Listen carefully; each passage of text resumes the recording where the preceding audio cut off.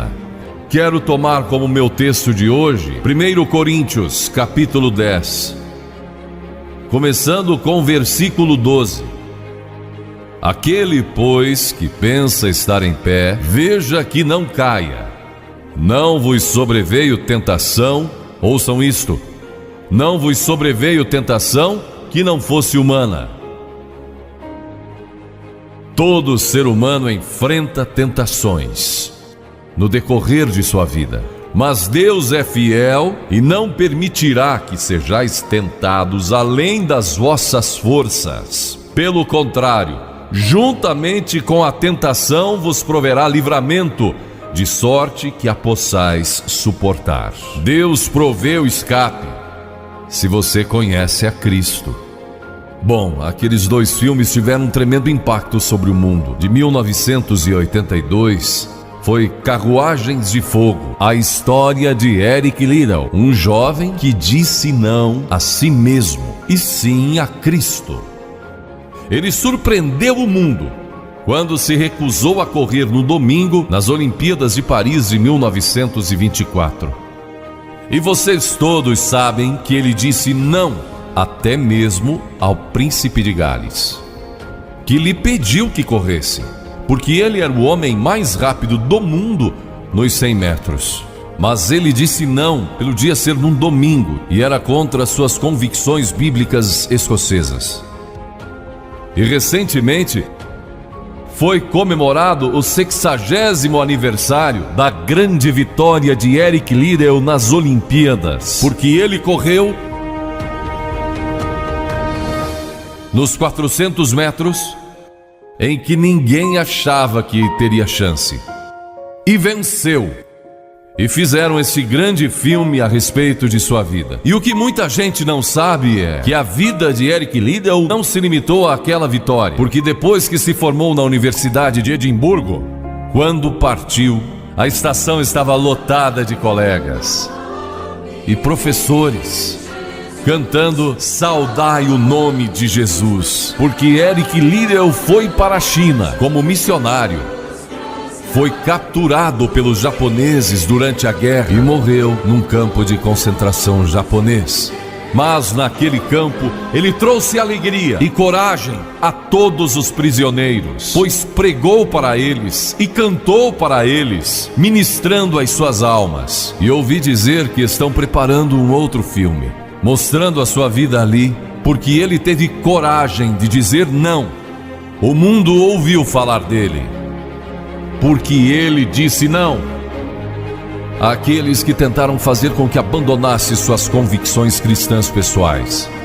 E eu penso em William Booth, há pouco mais de 100 anos atrás, que fundou o Exército da Salvação. Ele se converteu, tornou-se um vigário, pastor, e foi para as favelas de Londres, para as zonas da Luz Vermelha.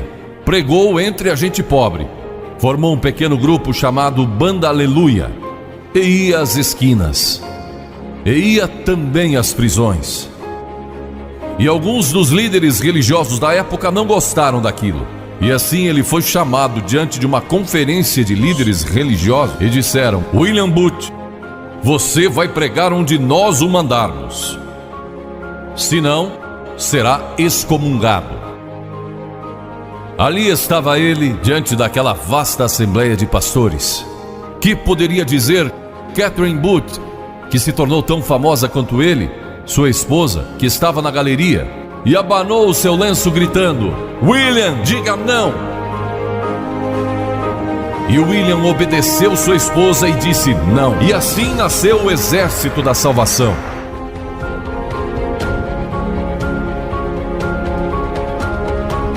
Lemos muitas histórias na Bíblia a respeito de jovens que disseram não e mudaram o curso da história.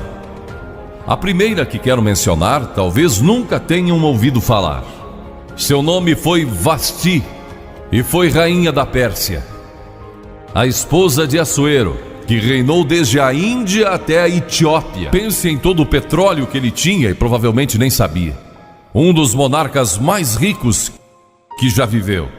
E ele deu uma grande festa que durou muitos dias. No fim, provavelmente já bêbado, ele ordenou que sua esposa Vasti viesse e ali dançasse para todos os seus convidados. E ela assombrou aquele grupo de líderes mundiais. Ao se recusar, ela disse: não, eu não vou expor o meu corpo para esses homens. Ele mandou outra mensagem, ameaçando que ela deixaria de ser rainha e perderia seus confortos e bens materiais e toda a sua fama. Mas a sua resposta foi a mesma: não. E ela mudou a história, porque foi deposta como rainha. Nada mais sabemos. Mas por causa dela, Esther se tornou rainha e o povo judeu foi salvo. E até o dia de hoje, o povo judeu celebra um grande feriado, porque uma mulher disse não e abriu a porta para a salvação do povo judeu, porque havia um homem como Hitler, e era o primeiro-ministro do país, decidido a destruir e aniquilar os judeus. Agora, a Bíblia tem muito a dizer a respeito de sensualidade, lascívia e depravação. A palavra lascívia significa tendência de incitar desejos sensuais. Sensualidade significa o apelo proposital aos sentidos físicos para a satisfação pessoal. Talvez lendo um livro pornográfico ou assistindo um filme impróprio. A Bíblia diz que devemos nos abster das paixões carnais, da sensualidade, que fazem guerra contra a alma. Elas estão em guerra contra a sua alma e o seu espírito. E a Bíblia diz que devemos nos abster delas, ficar longe delas. E então a Bíblia usa outra palavra, réprobo.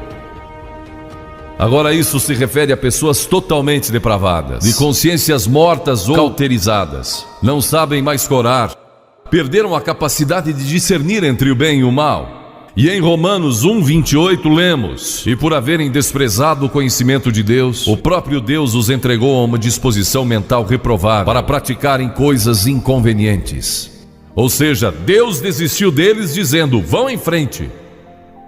Gozem toda a depravação e a sensualidade que quiserem, não vou perturbá-los.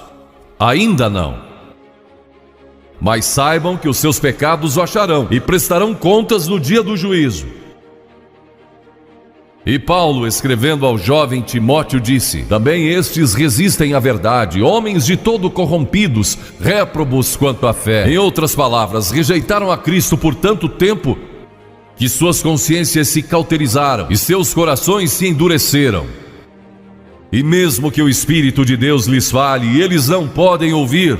É por isso que é importante que você aceite a Cristo quando jovem. É importante que venha a Cristo agora. Se o Espírito de Deus está falando com você, entregue a sua vida a Cristo, porque o dia pode chegar em que a sua consciência esteja morta e você não possa mais ouvir a voz de Deus. Ela disse não, mas Vasti, você vai perder o trono, vai perder suas riquezas, pode até perder sua vida. Ela disse: minha resposta é não. Qual é a sua resposta hoje àquelas coisas que são erradas? A mentira, a lascívia, a cobiça, ao preconceito racial. Qual vai ser? Você vai disciplinar seu corpo? Vai permanecer firme às convicções que Cristo e a Bíblia ensinam? Ou vai ceder e seguir pelo caminho largo que leva à destruição? Ou vai entrar pela porta estreita e pelo caminho apertado que conduz à vida eterna? Qual vai escolher? Você tem uma escolha hoje. Deus nunca vai forçá-lo a escolher. E então houve um outro jovem, um jovem chamado Daniel. E a Bíblia diz que Daniel resolveu em seu coração que não se contaminaria com as finas iguarias do rei, nem com o vinho que ele bebia. Agora Daniel era um jovem que tinha um propósito. Ele havia sido capturado em Jerusalém. Quando o exército de Nabucodonosor invadiu a cidade, ele foi capturado e levado através de milhares e milhares de quilômetros à Babilônia, a quase 3.000 quilômetros de sua própria terra. Sem aviões nem automóveis, eram semanas de viagem. Mas ele estava resolvido a servir a Deus e não devia ter mais de 12 ou 15 anos de idade. E Nabucodonosor, o grande rei, levara cativos de Jerusalém para a Babilônia e ordenou que aqueles jovens, em quem não havia defeito, de boa aparência, instruídos em toda a sabedoria, fossem ensinados em sua corte, para que ele pudesse usá-los. Ele queria usar aqueles jovens judeus porque sabia que eles tinham um dom especial. E durante o período de treinamento, mandou que lhes dessem os melhores vinhos e as mais finas iguarias e todos os confortos disponíveis na corte de Nabucodonosor. Mas Daniel disse: não quero o vinho do rei e não quero as iguarias do rei. Quero dormir no chão, não numa cama de penas. Quero viver uma vida simples e também disciplinada. Que diferença dos que mal podem esperar pelo dia que posso sair de casa e se divertir, mas não Daniel. Daniel estava longe de casa e ninguém saberia se ele fizesse algumas dessas coisas. Ninguém saberia se ele tivesse uma namorada e dormisse com ela, ou se embebedasse com o melhor vinho do rei. Ninguém saberia lá em Jerusalém, e ele poderia ter se tornado muito popular. Mas esse primeiro não, quando jovem, preparou-o para o grande não, quando era primeiro-ministro da Babilônia, e foi lançado na cova dos leões, porque não abandonou sua fé em Deus. Nós nos contaminamos ao comer demais, ou ao nos embebedarmos, ou ao tomar drogas, ou gastando tempo demais assistindo televisão, ou indo aos cinemas. Jesus declarou em Lucas capítulo 21: acautelai-vos, para que nunca vos suceda que os vossos corações fiquem sobrecarregados com as consequências da orgia e das preocupações deste mundo, e para que aquele dia não venha sobre vós repentinamente. O apóstolo Paulo disse: não vos disponhais para a carne no tocante às suas concupiscências. E Pedro disse: porque basta o tempo decorrido para terdes executado a vontade dos gentios, tendo andado em dissoluções, concupiscências e em detestáveis idolatrias. A Bíblia diz que devemos disciplinar nossas mentes e também nossos corpos, e disciplinar nosso coração pela nossa fé em Cristo. E então houve um outro jovem chamado José, que foi vendido para o Egito pelos seus irmãos e se tornou escravo de um homem chamado Potifar. E Potifar tinha uma linda esposa, e José era forte e bonito. E em Gênesis, no capítulo 39, se quiserem ler a história, lemos a respeito da tentação de José. A esposa de Potifar se apaixonou por José, porque José se tornou mordomo de toda a casa de Potifar, cuidando dos seus negócios, e ela viu aquele belo jovem, viril e de boa aparência, andando pela casa e pelo jardim, cuidando dos negócios todos os dias, e ela o cobiçou. E disse: deita-te comigo. Ele disse: não. E acrescentou: não posso fazer isso ao meu senhor, que me confiou tudo o que tem, exceto sua esposa. Não posso pecar contra Deus, o Deus dos meus pais. Ele estava longe de casa, quem saberia?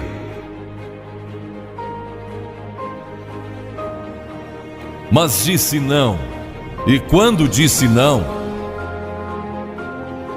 na última vez, ela o agarrou e ele fugiu dela, deixando sua capa. E ela começou a gritar, chamando os servos e dizendo: ele tentou me violentar, que não era verdade. Mas Potifar acreditou e mandou que ele fosse lançado na prisão. E muitos de vocês sabem a história, que ele foi para a prisão E através de uma série de circunstâncias, ele depois se tornou primeiro-ministro de todo o Egito e governou o Egito sobre o faraó.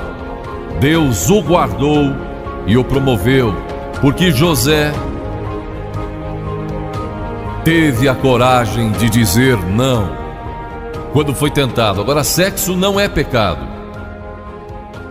O sexo nos foi dado por Deus para a propagação da raça humana e para o nosso prazer, dentro de certos limites que Deus estabeleceu para o matrimônio. As características de um cristão são autocontrole, autodisciplina, e Paulo, escrevendo a Timóteo, disse: conserva-te a ti mesmo puro. Mas como você pode se conservar puro num mundo como este? Como pode se manter puro olhando para as bancas de jornais ou assistindo alguns filmes? Como pode se manter puro com as tentações que enfrenta todo dia? Não pode, de modo algum, exceto se Cristo está em seu coração. Ele lhe dará a força e o poder, porque nenhuma tentação lhe sobrevirá que Cristo não lhe ofereça um meio de escape. Entregue a sua vida a Cristo hoje, deixe que Ele controle a sua vida, deixe Ele ser o Senhor de sua vida, deixe que Ele controle essa área de sua vida, sua mente, seu corpo e sua vida sexual. Deixe que Ele tome conta dela. E lemos a respeito de um outro jovem chamado Moisés. Em geral, pensamos em Moisés como um homem velho, de barba, mas foi na juventude que ele tomou uma decisão que o levou à grandeza. Porque a Escritura diz, pela fé Moisés, quando o homem, talvez aos 17, 18 anos de idade, recusou ser chamado filho da filha de Faraó. Recusou, ele fez uma escolha, preferindo ser maltratado junto com o povo de Deus, a usufruir prazeres transitórios do pecado. Agora observe que ele estava no Egito. Era filho da filha do faraó, herdeiro do trono do Egito. E talvez seria o próximo faraó. Mas ele fez uma escolha, porque sabia que seu povo, o povo de Israel, era escravo dos egípcios. E ele teve que tomar uma decisão no auge de sua glória. E no auge de tudo o que lhe foi oferecido. E ele disse não a Faraó. Não vou ser seu filho, prefiro sofrer e morrer com meu povo, e servir o Deus vivo e verdadeiro. E foi exatamente o que ele fez. E conhecemos Moisés hoje como um dos grandes homens da história. Ele rejeitou os prazeres transitórios do pecado. E há uma diferença entre prazeres e alegria. Quem ama os prazeres empobrecerá, diz a Bíblia. E ela cita um homem que disse: entreguei o meu coração à loucura e aos seus prazeres, mas tudo isso é correr atrás do vento. Quem vive em prazeres está morto, embora viva, amando aos prazeres mais do que a Deus. A Bíblia diz que há pessoas que amam aos prazeres mais do que a Deus. É o seu caso? Você ama a Deus mais do que ama a prazeres pecaminosos? Não falo de esportes e todas essas coisas maravilhosas que temos. Falo de prazeres pecaminosos. Mas a alegria produzida pelo Espírito Santo, e há centenas de passagens que falam dessa alegria. Você pode ter alegria, mesmo quando não tem prazer, porque a alegria é profunda. O anjo disse aos pastores naquela grande noite: não temais, pois vos trago boa nova de grande alegria, que o será para todo o povo. E mesmo no sofrimento, quando você recebe a Cristo, Deus não remove o sofrimento. Ele não remove todos os problemas e as dificuldades da vida. Ele não faz isso. Ele não promete, se você está desempregado, conseguir um emprego amanhã se você aceitar a Cristo hoje à noite. Ele promete que lhe dará graça e força e alegria em qualquer situação. Bem-aventurados sois quando os homens vos odiarem e quando vos expulsarem da sua companhia, vos injuriarem e rejeitarem o vosso nome como indigno, por causa do Filho do Homem. Regozijai-vos naquele dia e exultai. Ele disse: quando vierem a mim e tiverem problemas e tribulações, e as pessoas odiarem vocês, ele disse: exultai, porque grande é o vosso galardão lá no céu, pois dessa forma procederam os seus pais como os profetas. Todos que viverem piedosamente em Cristo serão perseguidos. A Bíblia diz: ainda haverá sofrimento. Jesus disse: quem não tomar a sua cruz e negar-se a si mesmo não pode ser meu discípulo. Moisés escolheu a alegria de seguir a Deus em vez da vida de prazeres no Egito. O que você está seguindo? Qual é a sua escolha nesta hora? E então o último é Jesus. Jesus foi tentado em todas as coisas à nossa semelhança, mas sem nenhum pecado. Quer dizer que Jesus foi tentado a mentir? Sim.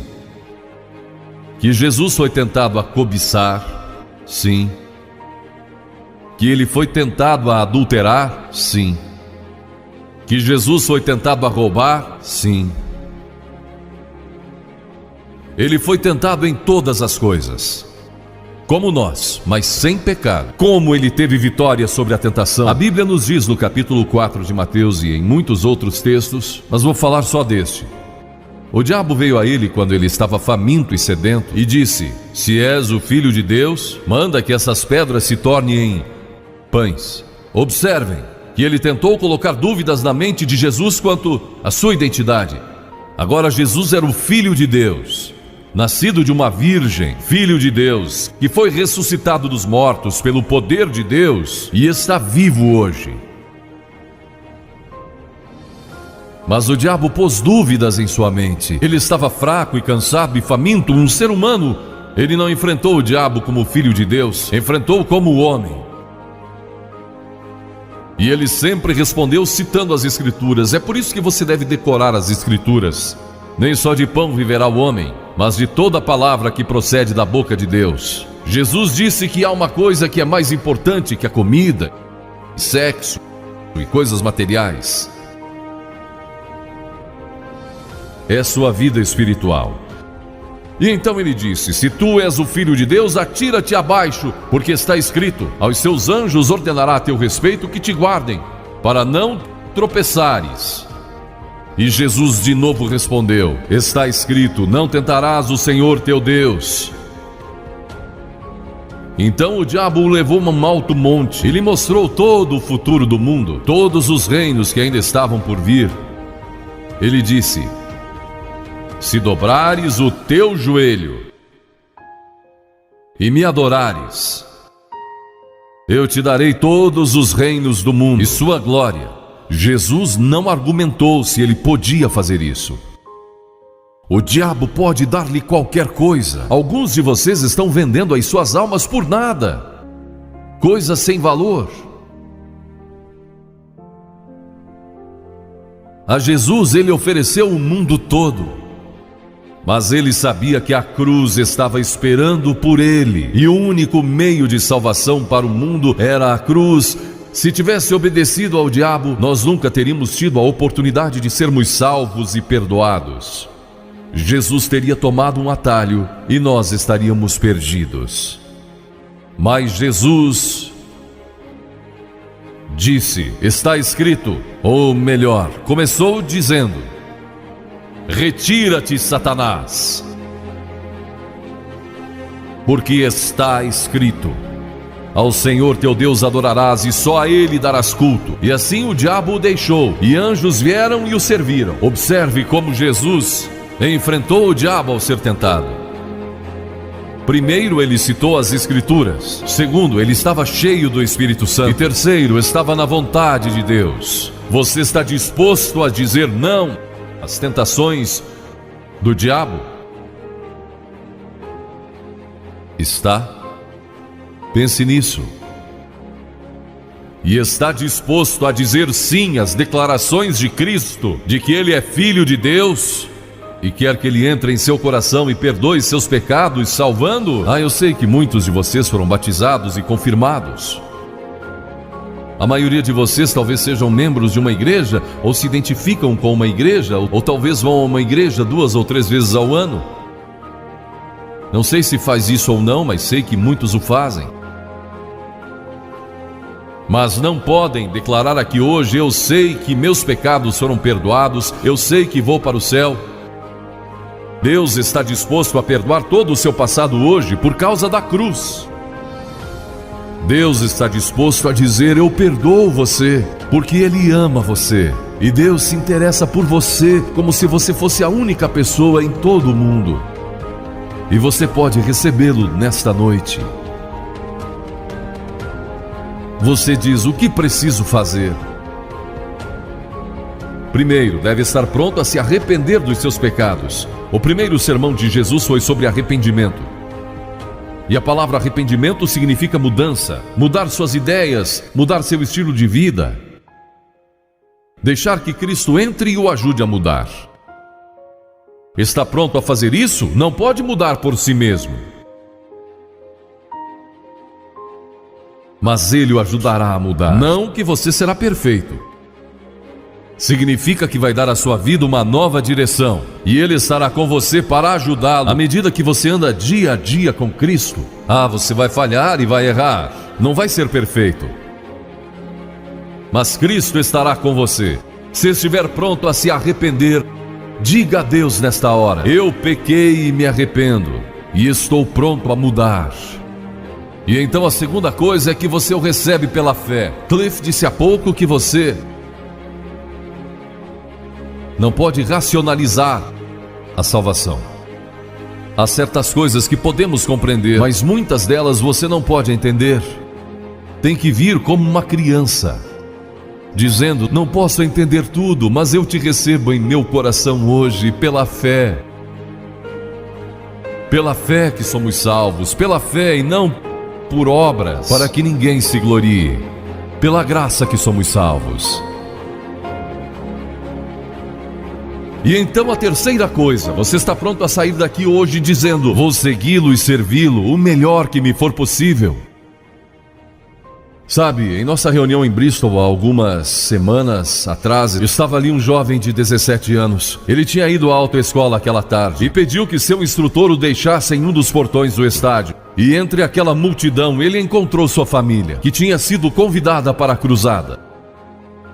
E no encerramento, ele e sua irmã fizeram o que vou pedir que vocês façam hoje. Vieram à frente e ficaram diante da plataforma, indicando que estavam entregando suas vidas a Cristo. Uma semana depois, esse rapaz de 17 anos morreu, num acidente num túnel que desmoronou. Talvez até vocês tenham lido nos jornais. Ele disse sim a Cristo, nunca imaginando que em poucos dias ele estaria indo ao céu. E nós o veremos lá outra vez. Você sabe para onde iria se isso acontecesse com você? Certifique-se antes de sair daqui. Vou pedir que saia dos seus lugares agora. Centenas de vocês, talvez milhares até. E venham e fiquem aqui na frente. Calmamente e irreverentemente dizendo ao ouvir: eu me arrependo dos meus pecados. Quero receber a Cristo em meu coração. Quero saber que fui perdoado e que um dia vou para o céu. Quero esta nova vida.